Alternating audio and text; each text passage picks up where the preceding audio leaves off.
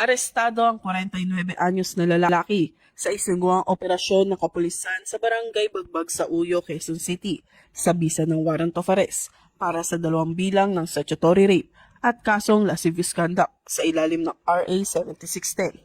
Ang akusado ay kabilang sa top 4 most wanted person ng Subic MPS, top 2 most wanted person ng Zambales PPO, at top 1 most wanted person ng Pro3. Naging matagumpay ang operasyon sa tulong ng NPD Anti-Carnapping Unit, Santa Ana MPS, 302nd RMFP3 at Pro3 Cyber Patrol RID3 na nagsagawa ng social media validation at tracking na nagresulta sa pagkakaaresto ng akusado. Ang warrant of arrest ay inilabas ng Family Court Branch 12. Walang piyansang inirekomenda para sa kasong statutory rape, habang 200,000 naman para sa lascivious conduct.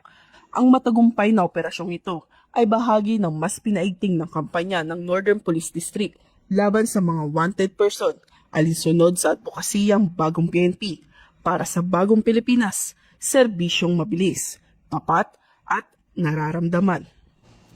Mula rito sa Northern Police District, ako po ang inyong PNN correspondent, Patrolwoman Blaiselet Esperanza, alagad ng batas, tagataguyod ng Balitang Pulis.